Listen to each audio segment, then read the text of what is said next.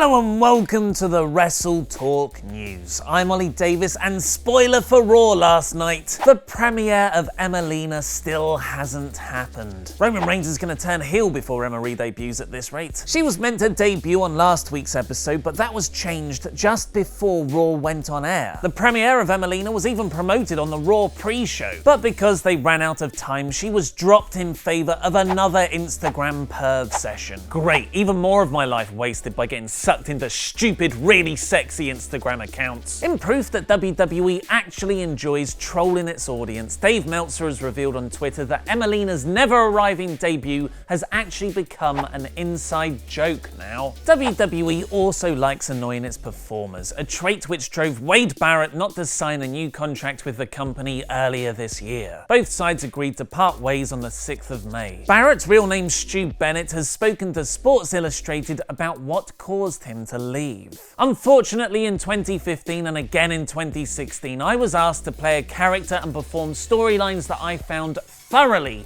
uninspiring. After making repeated attempts to change my career trajectory and having those efforts turned down, my passion for playing the role of a WWE superstar went away. Those uninspiring characters, if you've already forgotten, and I don't blame you, are the League of Nations, a faction so good half of the people involved have since been granted their release. And before then, after having success as the leader of the Nexus and with his Bad News Barrett gimmick, Wade had another dud. When I became King Barrett, the influence I had in the character was taken away. I was told, this is your outfit and here is your promo that you have to say word for word. Anytime I tried to tweak the storyline because I thought it wasn't working or because it wasn't me, I was denied. The lack of control over my career reduced my passion more than anything. And he teased there was more to him leaving the company. That wasn't the only issue. It wasn't purely a creative thing. There were other issues going on behind the scenes between me and WWE, but that was the most obvious one. Considering how quickly ex-WWE guys turn up in other promotions, what's Wade Barrett doing in the Impact Zone? It's surprising Stu hasn't wrestled anywhere else since. Maybe at some point I'll step into the ring or a commentary position with a renewed passion. I've had some offers for 2017, both in the wrestling world and in film, but it's going to be a little while before I can announce those. Royal Rumble cameo confirmed! If one of those offers is for TNA, January the 6th would be the best time for him to debut. PW Insider are reporting the promotion will broadcast a live one-night-only pay-per-view next month during their next batch of TV tapings. After probably the worst year in the company's history, things are already looking up for TNA in 2017. What are your favourite memories of Wade Barrett in WWE? Tell me how nothing beats that first Nexus angle on Raw in the comments below. And speaking of Raw, go and watch my review on this very channel when it's up and vote in the poll with your own rating. I'll announce the results in tomorrow's news. I've been Ollie Davis, and that